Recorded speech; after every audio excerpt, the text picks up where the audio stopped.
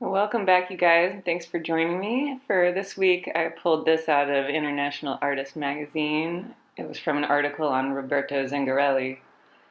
And for this one, I'll start by putting in the background for the sky. And with the blue and the orange, mix a gray down color. So I have some that's more blue, some that's more orange, and then I can go back and forth between the warm and the cool.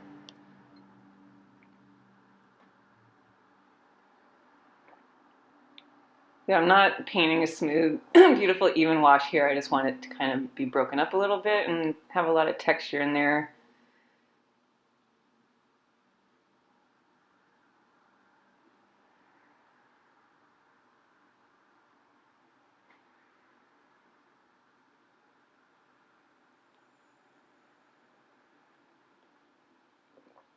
And letting some of the sky even pass over some of the parts of the building there, and it ties it all in nicely together.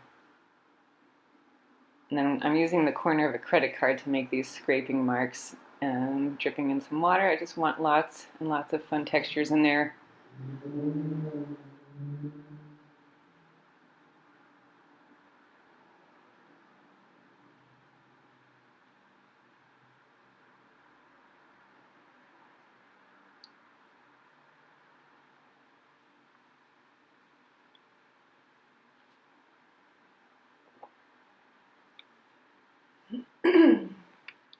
So whenever things are a little too dark, I just add some more water and I can blot them off to lighten it a little bit. And for my tree, I'm mixing up both of my blues here with the yellow, some orange, and then making some even darker by adding in the Payne's gray. So I'm spritzing it a little bit. That will have some little flare outs with those pigments and tapping drips into it.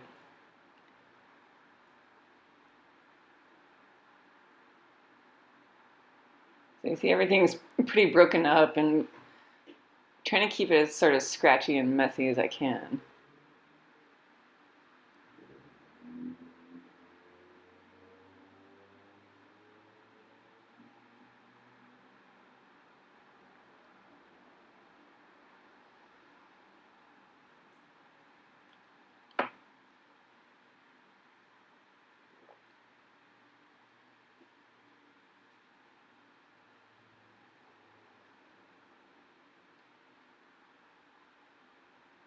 And then another thing I do is mix up some kind of blue-green and add in white gouache and then tap that on there and then you get that layer of opaque on top of it too.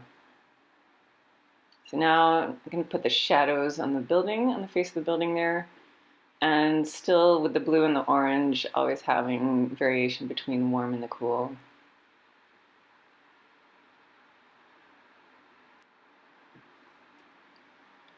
And then I have a paper towel handy too, so I can wipe up where I'm getting a little too dark here.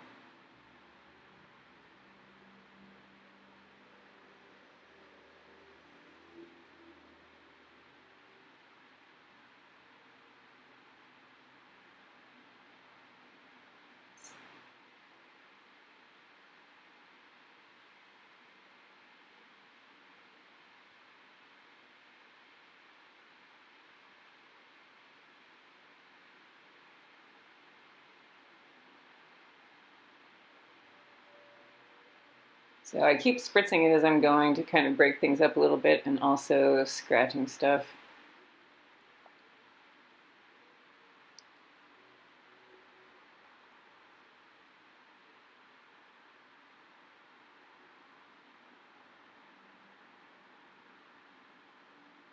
Yeah, I'm going to make a nice darker mix.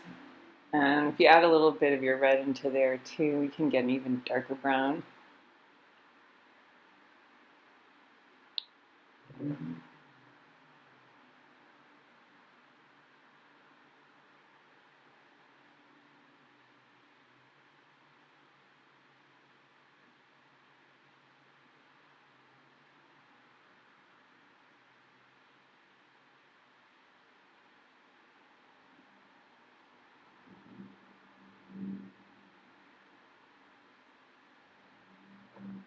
So you see, I keep adjusting my values as I go, and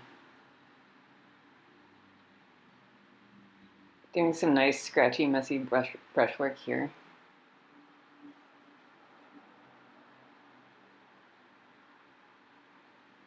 And then when I want to do scrapings with the palette knife, I go ahead and stick the palette knife right into the watery paint and then just scrape it along. I think that's how Roberto does his too. I haven't actually seen him working, but I'm guessing.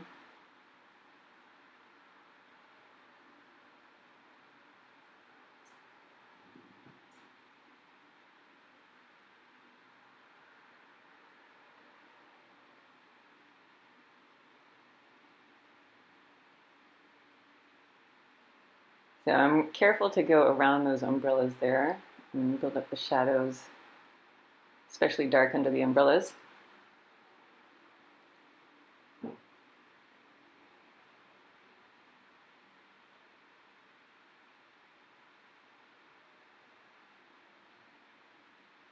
So you can use that palette knife also to push some of the paint out into the dry paper. And then tapping on some more of that white mix, scraping it, and just really pretty cool effects from that.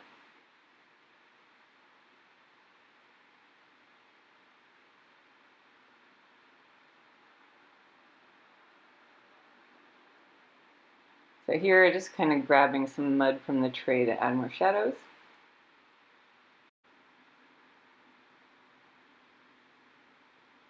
And then this mix is some of that cinereous blue with the French ultramarine together. And then get those really nice bright blue pops. And the cinereous has that opaque nature, so it'll stand out nicely. And then I have some warm and contrast with it. And then with that Payne's Gray, make those nice dark doorways.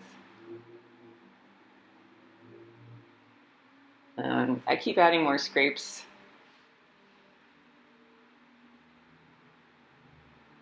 And spritz.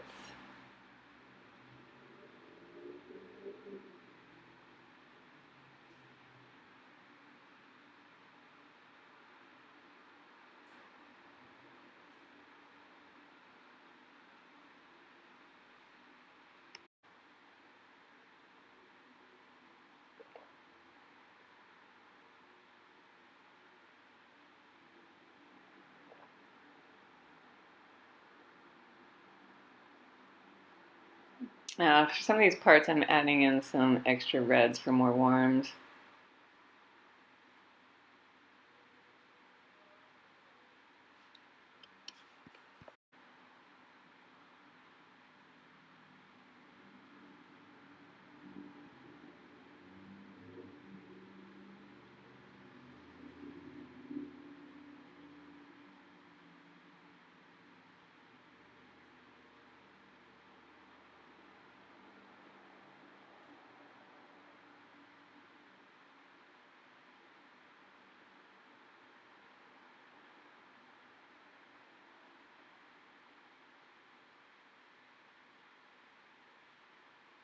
Here, I keep pausing to spritz and scrape some things. Keep building my texture as I go. And now, kind of dry brush scratching on the roofs. Not painting the whole roof, but just giving that shadow.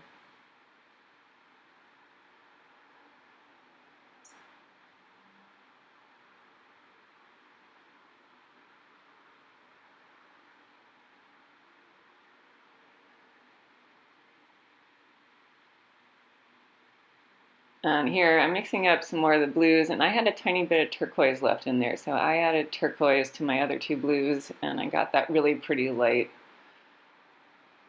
sort of opaque mix that I'm putting on pretty heavy in there. And while it's wet, touching in some darks. And all these things are bleeding together nicely with some dry brush scratching around it. And you see how that creates a really cool illusion of detail just by those broken up marks.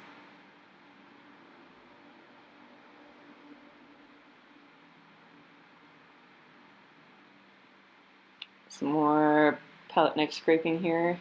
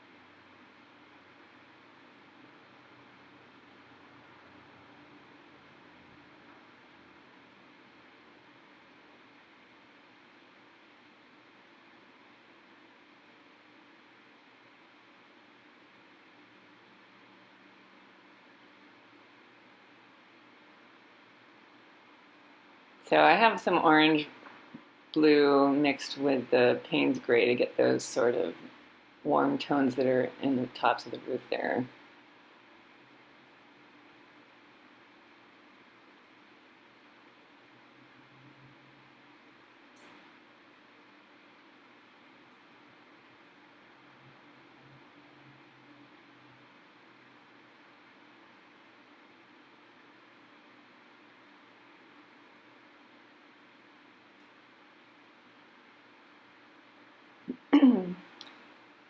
And it's nice to add in some of those architectural details while the shadow background color is still wet, so it melts into it a little bit.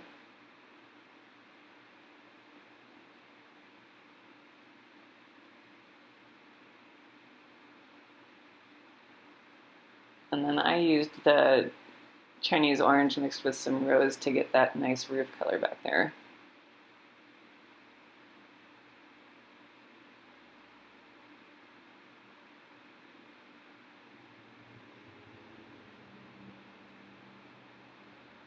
So just some final adjustments before I come in with the foreground information. And there's this faded off stairway on the side here.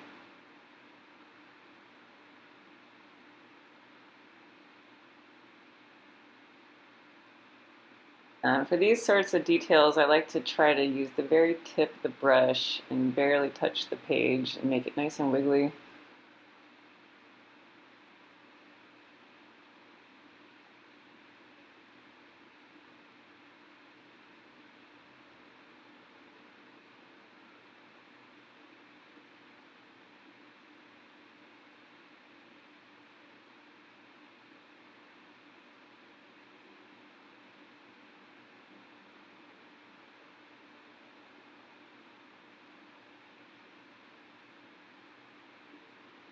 Now I've got the warm scarlet red mixing with the rose, and you get this really brilliant red for the umbrellas in the front.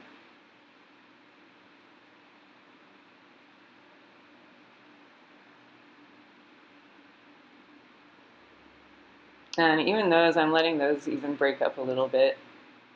That way you get some sort of soft edges on the side.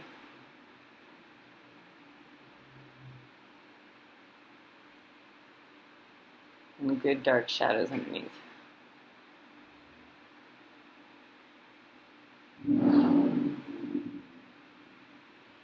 That way we've got a nice focal point with that bright popping red next to those dark darks. And for the guy's skin, I'm using that kind of red mix with some orange.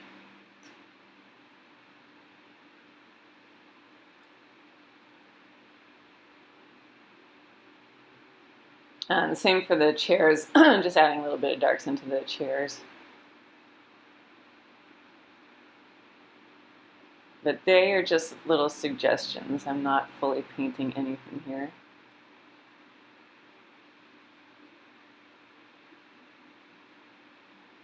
And you see this one lady is our little focal point. So she is kind of a lighter skin than anybody else.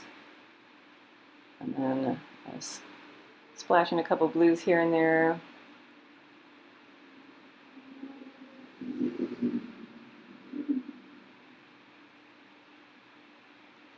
Give him some dark hair.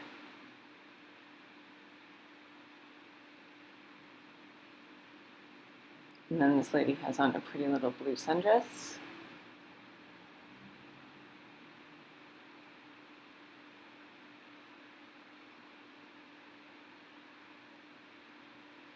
And lastly, I'll come in and connect it with the darks.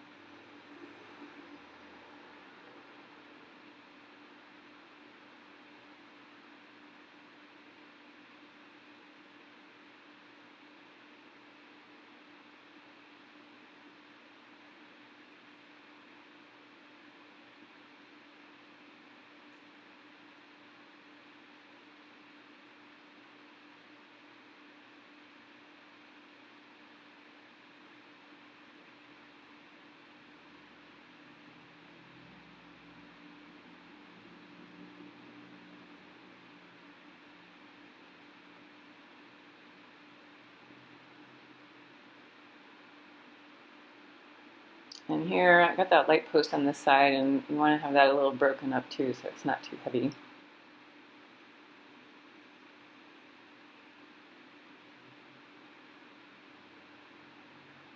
And the final touch is with that gouache mix again.